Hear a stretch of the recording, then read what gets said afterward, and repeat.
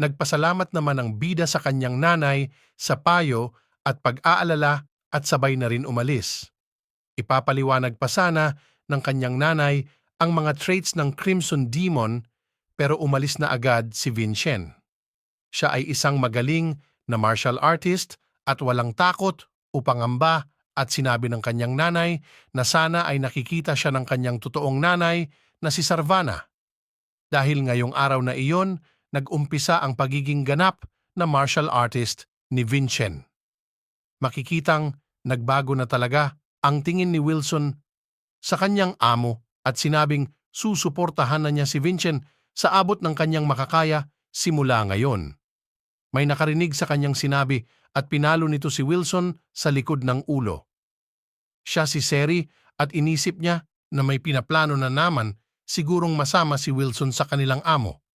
Nagpaliwanag naman si Wilson na hindi iyon ang kaso at hindi ba niya nakikita na pinaglalaban ni ang ating bida. Dinagdag pa niya na dahil nagbago na si Vincent ay dapat magbago na din siya, ang direct servant ng bida. Nagtaka naman si Seri kung ano ang tinutukoy niya na pagbabago dahil kababalik lang niya doon. Sa library na ang mga martial artist lang ng pamilya ang pwedeng pumasok, makikita natin ang ating bida na naghahanap ng libro patungkol sa mga nangyari 500 years ago. Sinabi ni Julian na iyong time period na yun lang ang nawawala doon at sinabing sa palagay niya ay hindi ito aksidente at merong gumawa nito. Inisip ni Vincent na pwede niya namang linisin ang pangalan ni Devan sa susunod. Sa ngayon ay kailangan niya muna pataasin ang level ng skill niya na swordsmanship para makatalo ng Crimson Demon. Kailangan niya ng isang training method bago niya pag-aralan ang imagery theory dahil hindi pa niya ito kayang gawin ngayon. Naalala bigla ni Julian na sinabi ng kanyang nanay na kaparehas ni Vincent ang swordsmanship ng Hero King at tinanong nito ang bida kung sino ba talaga siya. Inisip ni Vincent na mabibigla si Julian pag sinabi niya sa kanya na siya ang Demon King na si Daven. Pero naisip din niya na parang pambabastos pag itinago niya ito kay Julian na ang dating may-ari ng kanyang katawan at kaparehas niya ng kalagayan. Pinaghanda niya ito at sinabing wag siyang mabibigla. Nung sinabi na ng bida ang totoo niyang pangalan ay kitang may kakaibang nangyari dahil hindi ito narinig ni Julian. Nung inulit niyang sabihin ay hindi talaga niya ito marinig at sinabing may malakas na tunog na humaharang dito. Nag-aalalang tinanong ni Vincent kung okay lang siya at sumagot naman ito ng oo at wag na daw niyang sabihin dahil ayaw na ito malaman ni Julian. Bigla namang may napansin na libro ang ating bida na nakakalat sa lapag. Ang First Love with a Watermill. Nagtaka si Julian kung bakit iyon nakapagitna sa mga libro ng pang-training ng mana at sinabi naman ni Vincent na ang Adenka family mismo ang namamahala ng library kaya ano ang tsansa na may mahalo doon na hindi nararapat. Nagulat ang dalawa nang nakita nila na ang record at ang katotohanan ng nakaraan ang nakasulat doon. Pero sa kakaibang paraan nakasulat para hindi mapansin ng mga gustong magtago ng nakaraan. Binasa ito ni Vincent at sinabi kay Julian na ang bida ng storya na yon ay walang imagery pero meron siyang trait na the power of love. Nakasulat doon na hindi dapat ginagamit ang traits para palabasin ang flow ng mana kundi ang flow ng mana dapat ang nagpapalabas ng trait ng isang tao. Para magawa iyon ay kailangan itapon ang lahat ng nalalaman tungkol sa imagery theory. Dahil kung wala iyon, makakalaya ang mana sa katawan at iyon ang makakagawa noon. Nakita na ng bida ang librong hinahanap niya at makakapagpalabas na din siya ng trait. Sinabi naman sa kanya ni Julian na ang paggawa ng trait ay delikado kahit na meron kang imagery. Ang trait para sa martial artist ay katumbas ng kayamanan kaya hindi nila basta-basta lang ito tinuturo sa iba. Lalabas na ang bida para subukan ito kahit na sinabi ni Julian na ito ay delikado. Paglabas niya ng library ay nakita niya si Seri at tinanong siya nito kung totoo ba ang nabalitaan niya na tinalo niya si Revan Adenka sa assembly. Tinanong ni Vincent kung sino siya at bigla niyang nakita sa mga alaala dati ni Julian at nakita niya na si Seri lang ang tumrato ng maayos sa kanya. Sumagot naman ang bida na totoo ang kanyang nabalitaan at napatumba ito sa galak at sinabing akala niya ay lalong maapi si Vincent pagkatapos ng assembly. Humingi siya ng tawad kay Seri dahil sa paglihim niya sa kanya na ginagawa niya ang lahat para hindi niya ikahiya ang kanyang amo. Nagulat ang lahat nang biglang dumating si Revan at sinabing may kailangan siyang sabihin kay Vincent. Pumasok at umupo na sila sa loob at walang nagsasalita, kaya naisipan ni Seri na alukin ang mga ito ng sandwich.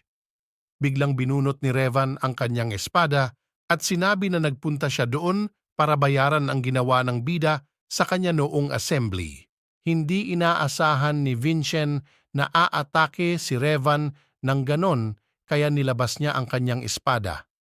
Alam na rin ni Revan ang skill niya na swordsmanship kaya hindi na ito gagana sa kanya. Pinalabas niya ng mabilis si Seri pero laking gulat nilang lahat na sinabi ni Revan na madami na siyang utang kay Vincent. Pinatawad niya ito at binigay pa ng bida ang napanalunan niyang miracle stone sa kanya. Nabalik ang kanyang kamay at naging payapa na din ang kanyang tatay. Yumoko si Revan sa isang tuhod at sinabing nabalik sa kanya ang lahat pero wala pa siyang nabibigay. Duwag siya noong mga araw na yon pero ayaw na niya. Ang maibibigay lang niya sa ngayon sa ating bida ay ang kanyang loyalidad. Hindi naman naniniwala dito si Julian dahil kilala niya si Revan. Ipinaliwanag ni Vincent na para sa mga martial artist, ang paglagay ng espada ng ganong posisyon ay katumbas na ng pagbigay ng iyong buhay sa isang tao kaya seryoso dito si Revan. Tinanggap naman ng bida si Revan at sinabing tatayo siya sa tabi nito hanggang sa oras na taksilin niya ang bida. Hindi naniniwala si Revan nung una pero nung nakita na niya ay totoo nga na nasa kanya ang Crimson Lotus at inisip na hindi siya nagkamali ng kinampihan. Masaya si Seri dahil totoo nga ang mga narinig niya na nagbago na ang kanyang amo at hindi na totoo ang mga sinasabi ng iba na walang kwenta ang ating bida. May naisip si Julian at sinabing pwede nilang subukan makuha ni Vincent ang trait ng Dwarf King's Blessing galing kay Revan. Sa opisina ng Patriarch, makikita na nag-uusap sila ng kanyang asawa at sinabi nito sa kanya na mukhang susubukan daw ni Vincent na pumasok sa Crimson Fortress ngayong taon. Sasabihin dapat niya sa ating bida ang mga traits ng Crimson Demon pero hindi na niya ito tinanong at halatang may tiwala siya sa kanyang sarili. Ang mga Crimson Demon ay pwede lang umatake gamit ang 3-star mana o pataas dahil wala silang pisikal na anyo. Ang rason kaya ginagawa ito bago makapasok sa Crimson Fortress ay para makita kung paano nila iyon lalabanan at pruweba na meron silang 3-star mana pataas. Dinagdag pa niya na nakatira muna pansamantala si Revan Adenka kasama si Vincent. Sa kanilang bahay, makikita na nag-meditate si Vincent habang nasa likod niya ang dalawa. Tinanong ni Revan kung gusto ba talaga niya makuha ang Dwarf King's Blessing gamit ang libro na yon at kung okay lang ba talaga sa kanya ito dahil kailangan niya i-guide ang daloy ng mana ni Vincent sa kanyang katawan habang nag-meditate ito sa tabi niya at parang pinaubaya na rin niya kay Revan ang kanyang buhay kung ganon. Inisip ni Revan kung mapagkakatiwalaan kaya niya si Vincent kung siya ang nasa lagay nito at sinabing hindi. Ang paggawa ng mana ng walang imagery. Sino ang mag-aakala na may gagamit ng ganon sa direct family ng Adenka? Pinagsasabihan ni Julian ang bida habang nag-meditate ito at sinabi naman niya na siya naman ang nakaisip gamitin si Revan para makakuha ng trait kaya bakit siya paulit-ulit. Kaya niya ginagawa yon ay dahil kung ano-ano lang ang ginagawa ni Vincent. Sinabihan din siya ni Revan na wag masyadong magmadali. Sinabi niya kay Julian na ganun ang paraan niya dati. Minsan ay kailangan mong makipagsapalaran para lumakas. Pinatigil na ni Julian ang bida dahil pwede siyang mamatay kung ipagpatuloy na niya ito. Hindi naman nakinig si Vincent at tinuloy lang dahil mabubuo na ang daloy pag napagkonekta na niya ang kanyang mana. Pipigilan na siya ni Revan dahil delikado na talaga ang nangyayari at bigla na lang may sumabog. Bumalik sa usapan ng Patriarch at ng kanyang asawa at nagtanong kung meron pa bang kalahating taon bago ang pasukan sa Crimson Fortress at sinagot naman siya nito ng oo. Nakatalo na si Vincent ng isang 2-star martial artist kaya sinabi ng Patriarch sa kanyang asawa na ipasabi kay Vincent na meron lang siyang isang buwan para talunin ang Crimson Demon. Pumasok ang Grand Chamberlain sa kwarto ni Vincent para may sabihin pero nagulat na lang ito sa kanyang nadatnan. Makikita na magulo at sira-sira ang kwarto ng bida at sinabi niya na magpaliwanag ang dalawang Adenka.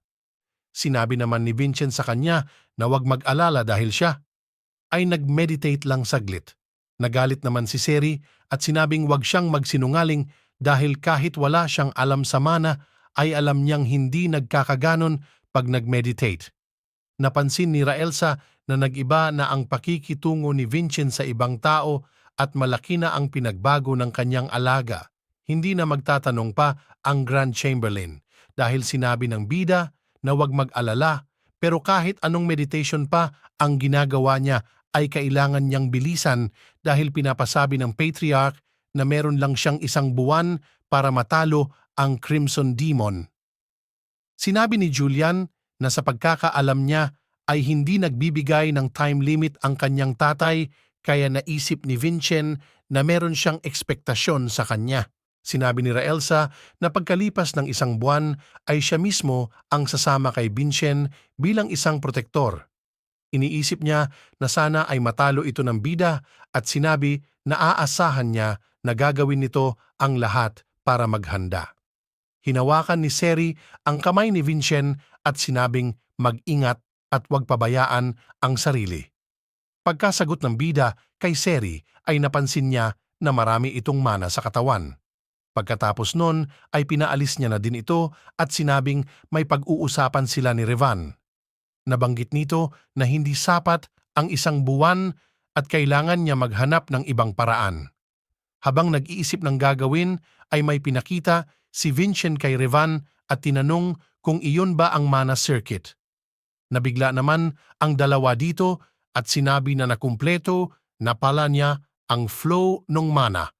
Sinabi ng bida na pilit niya itong tinapos at dahil doon ay mabilis na siyang magkakaroon ng trite.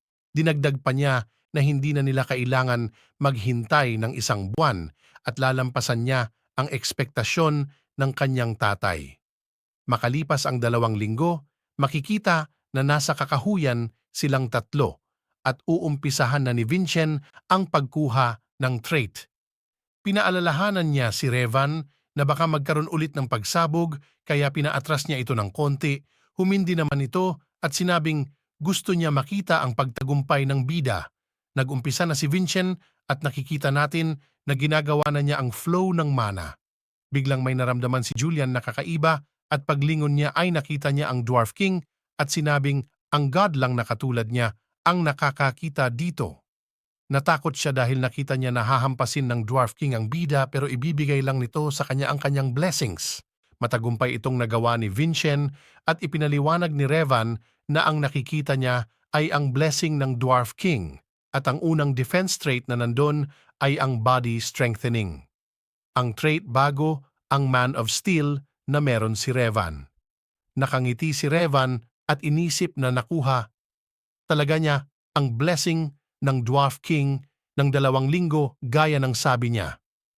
Nararamdaman ni Vincent ang kapangyarihan at sinabi na may pag-asa na siyang matalo ang Crimson Demon. Pinasalamatan ng ating bida si Revan at sinabing dahil ito lahat sa kanya at binanggit na meron pa siyang isang pabor na hihilingin. Makalipas ang 2 araw ay oras na para pumunta ang bida sa pugad ng mga Crimson Demon. Nang hingi ng paumanhin si Vincent sa Grand Chamberlain dahil sa biglaang hiling na ito, dahil gusto niyang lampasan ang ekspektasyon ng kanyang tatay. Kita ang pag-alala sa mukha ni Raelsa at sinabi niya na siya ang protektor ng mga Adenka. Paglalabanan na nila ang Crimson Demon simula sa mga lord, mga kapatid at ibang pang mga Adenka. Wala pang bumagsak sa pagsubok na ito. Inisip niya na hindi pwedeng ang anak ni Sarvana ang unang babagsak dito, kaya sinabi niya kay Vincent na wag niyang labanan ito dahil lang sa walang basehang katapangan. Nakangiti namang sinabi ng ating bida na wag siyang mag-alala dahil wala namang mangyayaring masama. Nasa karon na sila papunta sa Crimson Demon nang biglang sinabi ni Vincent na hindi niya alam kung bakit kailangan gawin ito para lang mapatunayan ang sarili, at sinabi naman ni Julian na madami na ang nagbago sa panahon pagkatapos ng 500 years. Nagulat sila dahil biglang tinanong ng Grand Chamberlain ang bida kung pinag-aralan ba niya ang Crimson Demon.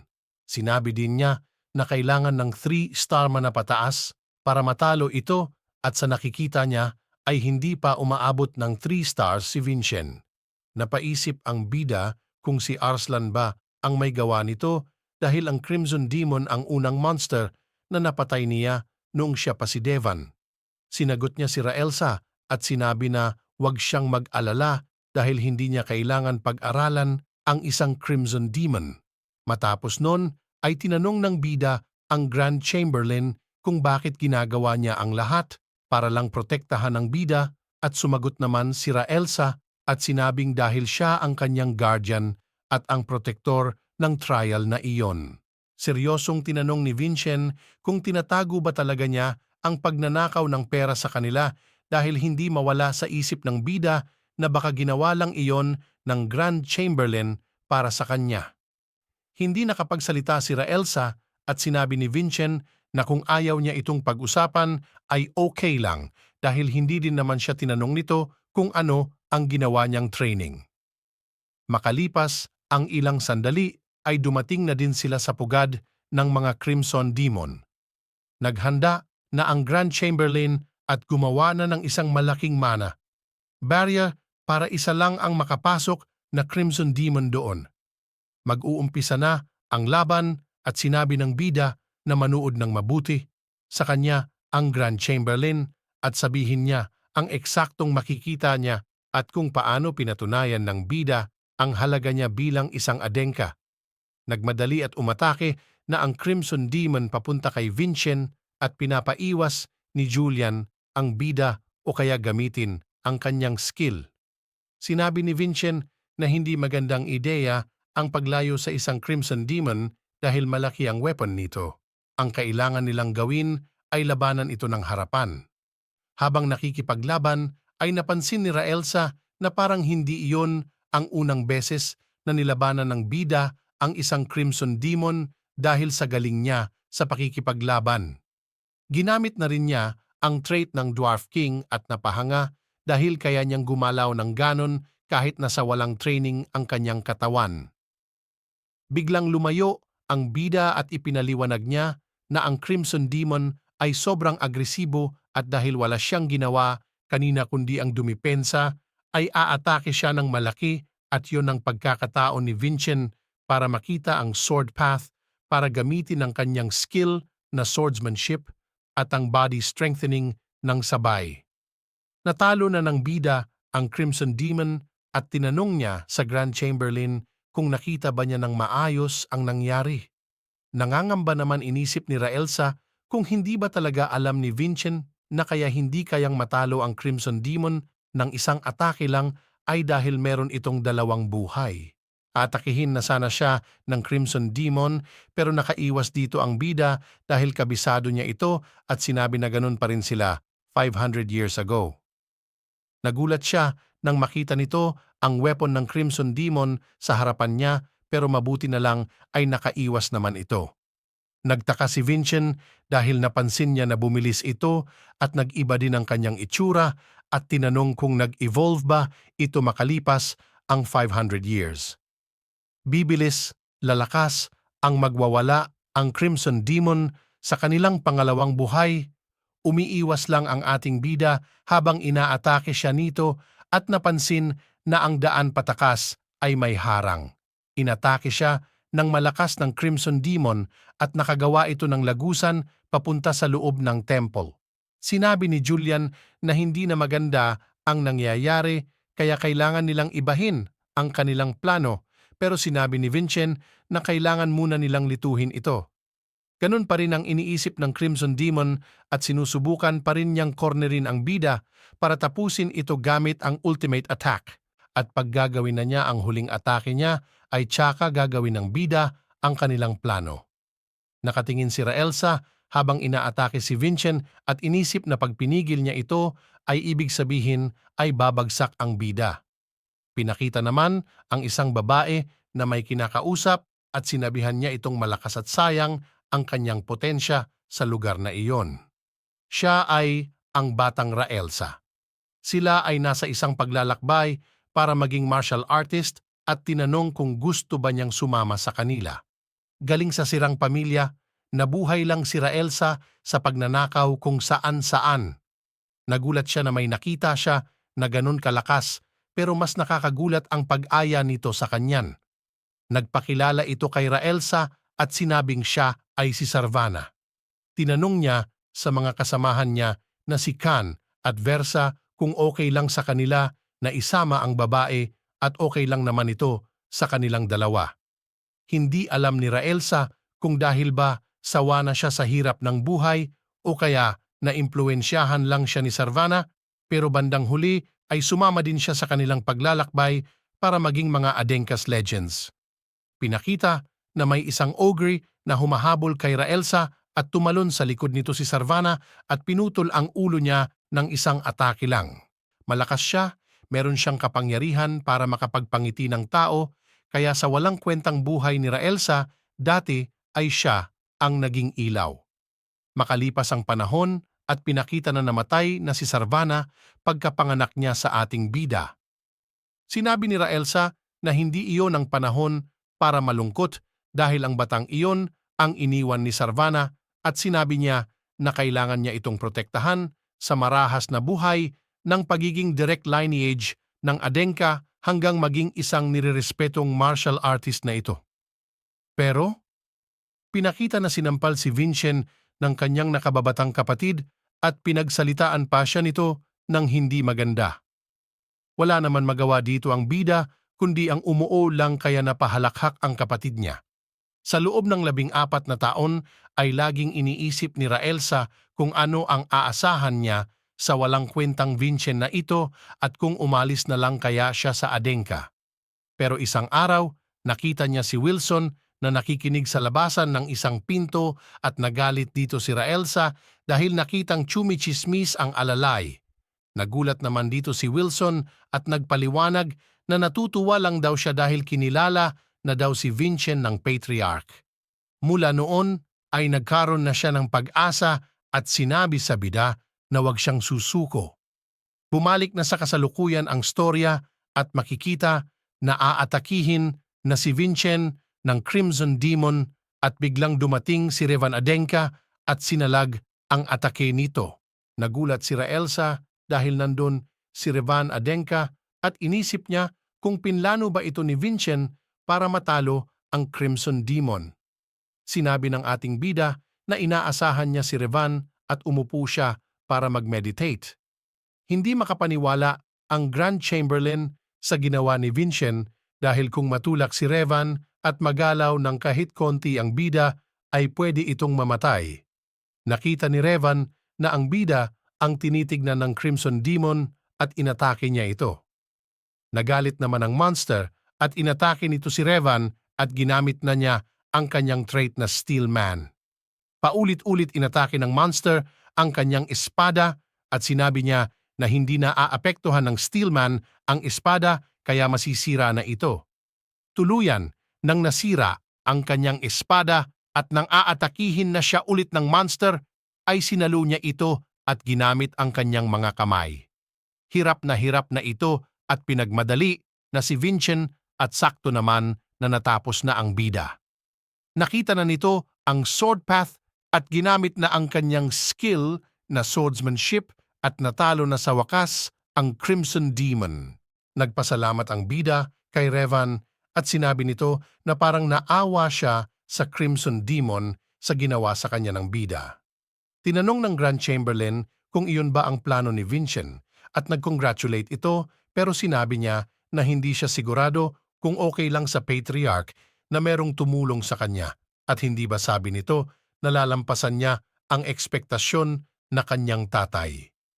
Napatawa naman ang bida at sinabing ang ginawang barrier ng Grand Chamberlain ay para isa lang ang makapasok dito na Crimson Demon.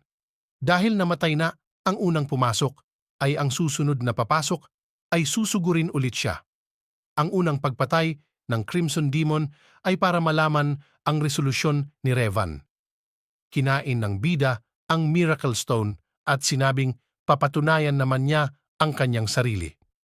Habang papalapit na ang Crimson Demon ay ipinaliwanag ng bida na kahit na ginamit niya ang trait na body strengthening ay 2 beses lang niya magagamit ang kanyang skill na swordsmanship.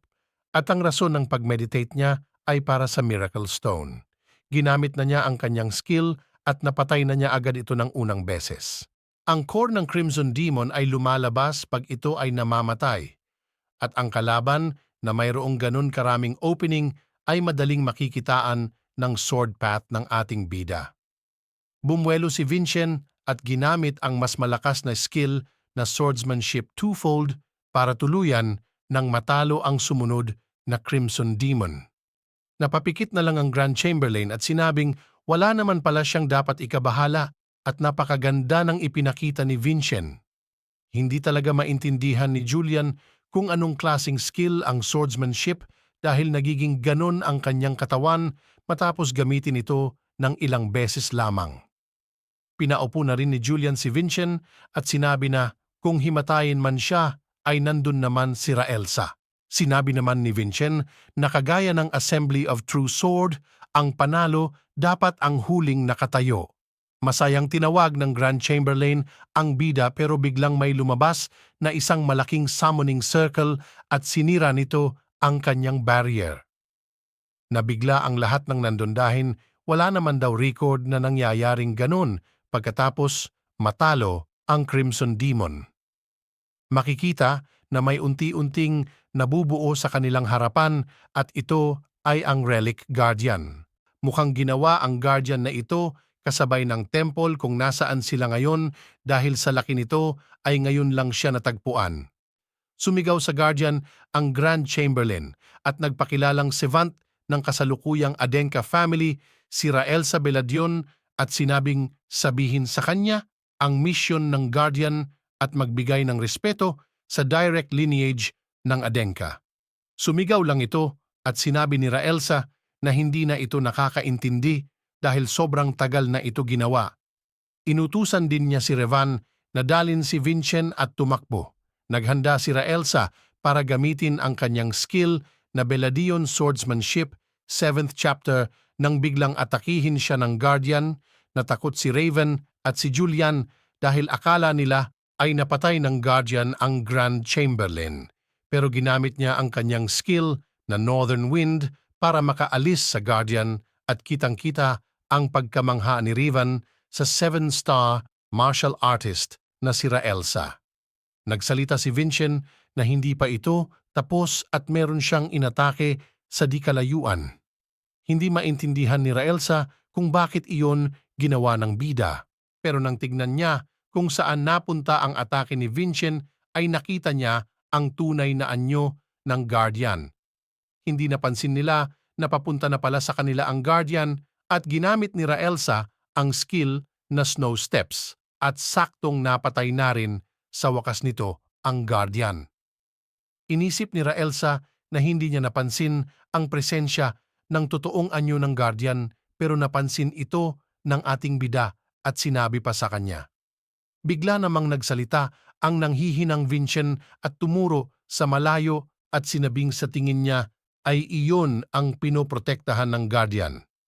Tumingin sa loob ng kahon si Raelsa at tinanong ni Vincent kung ano ang laman nito. Inilabas niya ito at sinabing buto ito ng dragon at baka iniwan ito ng unang patriarch na si Arslan. Natuwa naman si Julian doon at sinabing ang buto ng dragon ay isang super rare na magic ingredient. Yumuko ang Grand Chamberlain sa harapan ni Vincent at sinabing para sa kanya iyon dahil sa lahat ng Adenka na pumunta doon ay siya lang ang nakakita dito. Sinabi naman ni Vincent na ang mga ganong klaseng treasure ay dapat sa simbahan na pupunta at pwede siyang mapahamak sa kanyang gagawin. Hindi ito inintindi ni Raelsa at sinabing siya na ang bahala. Nilabas ng bida ang kanyang espada at hinati ang buto ng dragon sa gitna at inabot ang kalahati kay Raelsa at sinabing kasabwat na rin ang bida dito dahil hindi naman niya iyon magagawa kung wala ang tulong niya. Patapos na ang araw at habang nasa Graveyard of Swords, makikita natin si Raelsa at ang Patriarch. Sinabi sa kanya ni Raelsa na nakabakik na sila at matagumpag ang ating bida. Sinabi naman ng Patriarch na sa simbahan. Dapat iyon binabalita pero binanggit ni Raelsa na kakaiba ang kanyang nakita kaya sa Patriarch. Ito dumiretso. Tinanong ni Raelsa kung natatandaan ba ng Patriarch ang mainitin na ulo na si Revan Adenka dahil na-impluensyahan na siya ni Vincent at binuwis pa niya ang kanyang buhay para sa kanya nang sinalag niya ang atake ng Crimson Demon. At pagkatapos nun ay natalo na ng bida ang monster. Tinanong naman ng Patriarch kung ibig sabihin ba noon ay masyadong mahirap ang Crimson Demon para sa ating bida at kailangan pa niyang manghingi ng tulong. Halata sa mukha ng Patriarch ang pagkagulat nang sabihin ni Raelsa na pagkatapos noon ay tumalo ulit siya ng isa pang Crimson Demon mag-isa.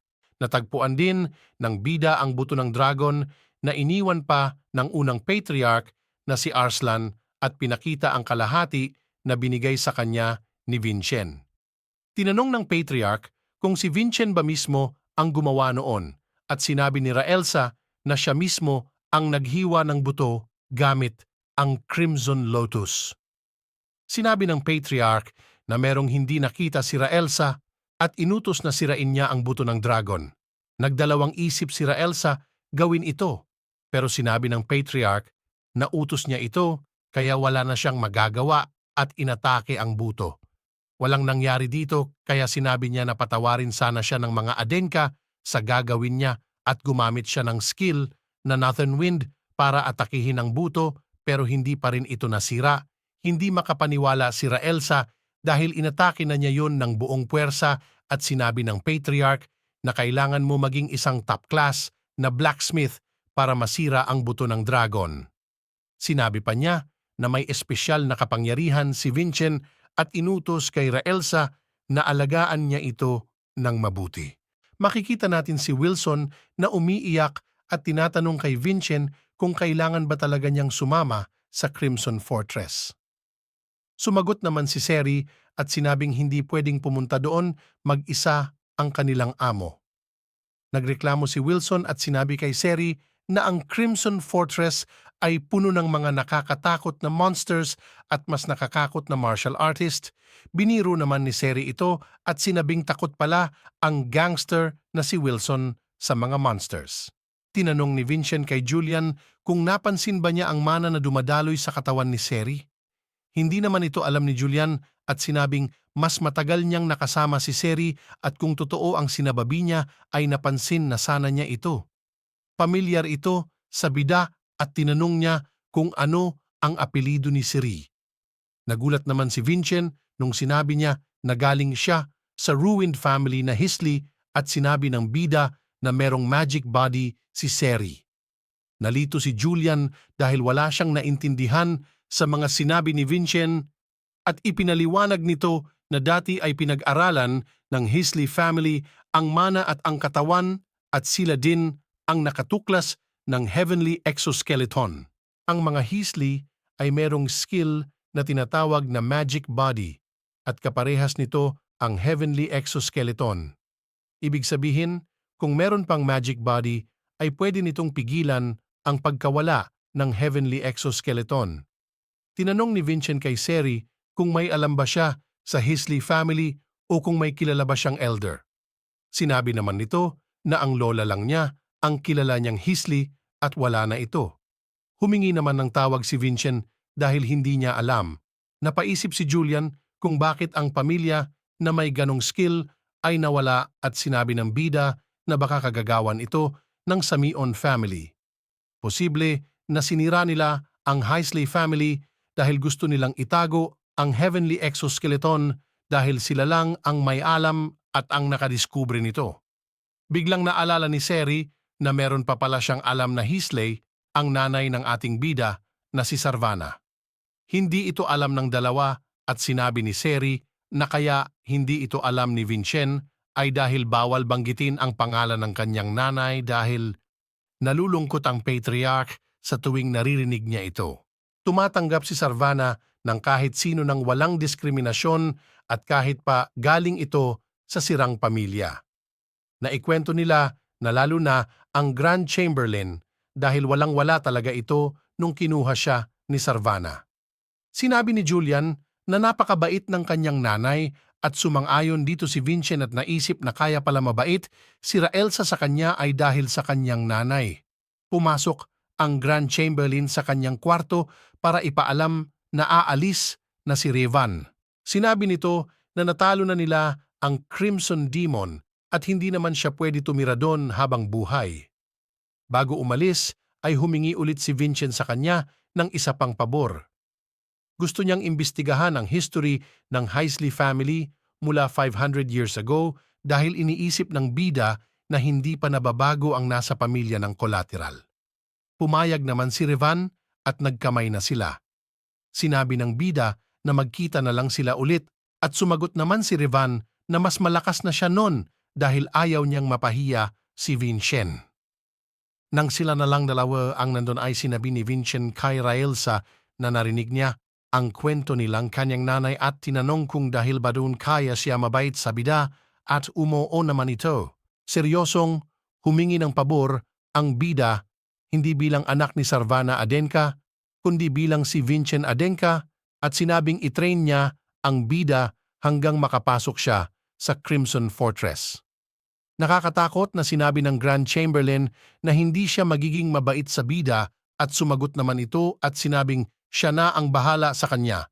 Pumunta sila sa training grounds at tinanong ni Raelsa na kaya niyang matutunan ang trait ng walang imagery at kailangan niya ng mana circuit na may trait para doon at umuo naman si Vincent. Kumuha si Raelsa ng espada at sinabing dahil nakiusap siya bilang si Vincent Adenka ay hindi lang niya basta-basta sasabihin sa kanya ang lahat.